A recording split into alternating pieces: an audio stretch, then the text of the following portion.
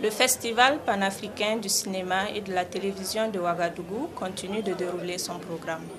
Une autre des nouveautés du 24e FESPACO est le nombre des prix spéciaux. L'ensemble de ces prix donne un montant global de 84 millions de francs CFA. Nous avons 15 prix spéciaux qui sont donnés par 12 institutions partenaires du FESPACO. Nous avons de nouveaux prix. Nous avons par exemple le prix du Conseil de l'Entente, qui est le prix Oufette-Boigny du Conseil de l'Entente, qui est d'une valeur de 10 millions de francs CFA. Vous avez un nouveau prix qui est institué par la CEDEAO, donc pour récompenser la meilleure réalisatrice ouest-africaine d'une valeur également de 10 millions. Et l'ancien prix CEDEAO, qui était d'une valeur de 7 millions, a été donc élevé à 15 millions de francs CFA. Et vous avez de nouveaux autres partenaires donateurs comme la Guilde africaine des producteurs et des réalisateurs qui donne un prix Thomas Sankara d'une valeur de 3 millions. Et vous avez des partenaires, des anciens partenaires comme l'UNICEF qui récompensent les œuvres dans le domaine des droits de l'enfant d'une valeur de 7 millions. Mais quelle philosophie soutient ces prix spéciaux? Les prix spéciaux, ce sont des récompenses qui sont données par des institutions sur la base de leur vision, sur la base de leurs ambitions, sur la base de leurs objectifs.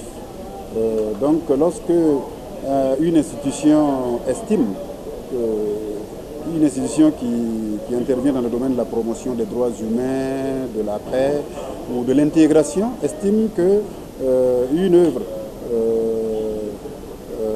contribue à construire un monde meilleur dans ces domaines précis.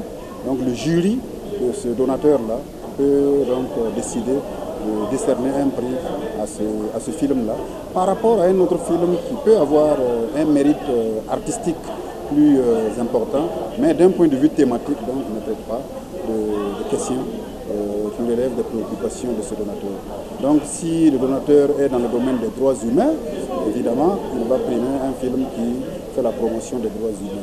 S'il est dans le domaine de l'environnement, évidemment, il va porter une attention plus soutenue sur le film qui traite des questions de l'environnement.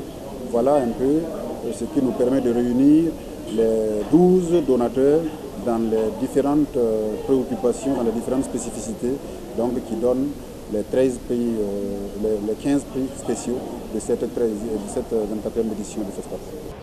En plus des donateurs traditionnels des prix spéciaux, cette édition du FESPACO enregistre l'arrivée de nouveaux promoteurs de prix. Pour la première fois dans l'histoire du festival, un prix porte le nom de l'ancien président burkinabé Thomas Sankara. Pourquoi le prix Thomas Sankara? Tout simplement parce que nous avons l'occasion d'honorer la mémoire d'un grand Africain, d'un grand homme. Et ma génération à moi est devenue africaine et cinéaste à travers le Burkina. Donc la génération qui est arrivée au cinéma dans les années 80 est arrivée avec Sankara. Vous savez, Sankara nous a dit, il faut oser inventer l'avenir. Les cinéastes, tous les jours, essayent d'inventer l'avenir. Vous savez, le cinéma, c'est l'art de faire beau. Le cinéma, c'est l'art de l'espérance. Mais n'a-t-on pas dit que Sankara était l'espérance, que Sankara était l'espoir? Donc ça va de pair, c'est l'un de nôtres. Nous voulons célébrer l'un de nôtres. Nous ne célébrons pas les politiciens burkinabés, nous célébrons le grand Sankara. L'institution de ce prix est le fruit d'une longue patience, selon ses géniteurs. Moi j'ai fait un film sur Sankara en 91, que j'ai tourné ici.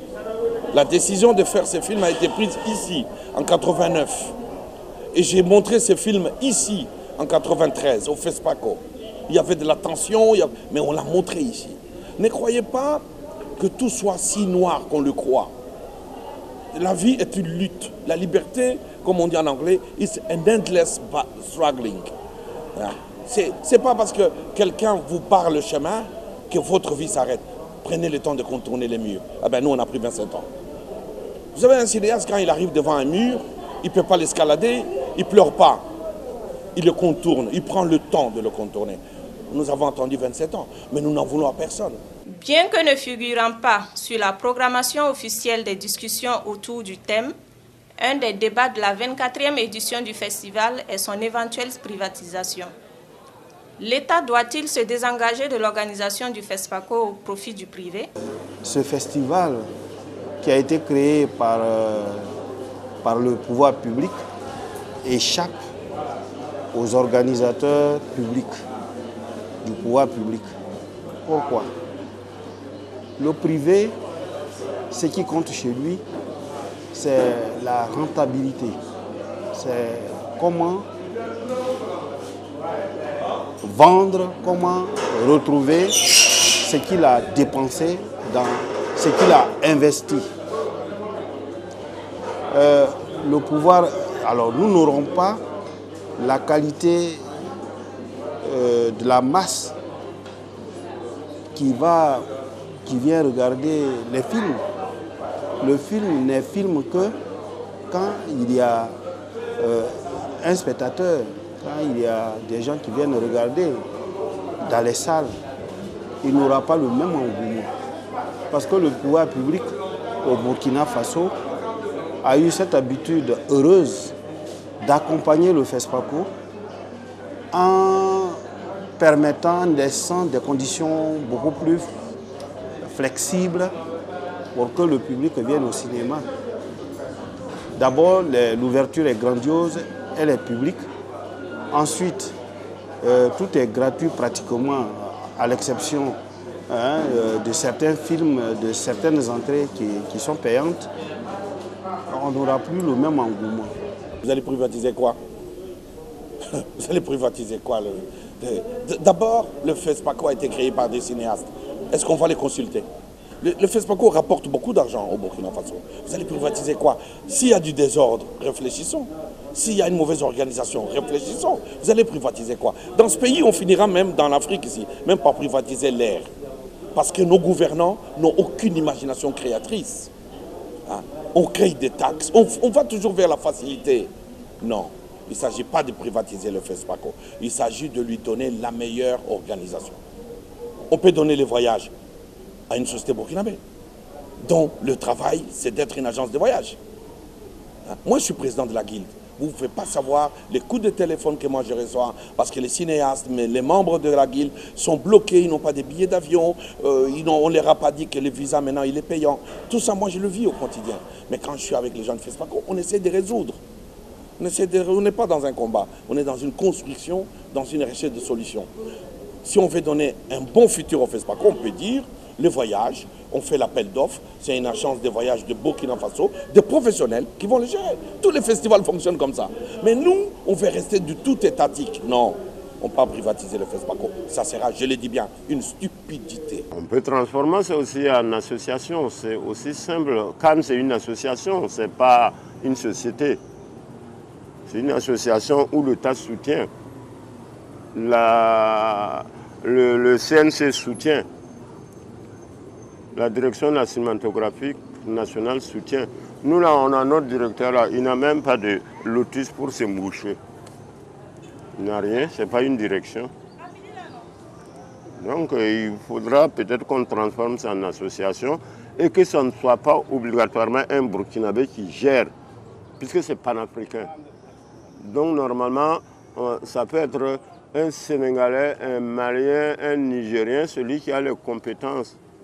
Tu dois gérer, et s'il n'a pas les compétences, on le vire. Ici, là, un fonctionnaire, il n'a rien à foutre. Que ça marche, que ça ne marche pas. À la fin du mois, lui, il a son salaire. Même si ça ne marche pas, il n'a rien à foutre.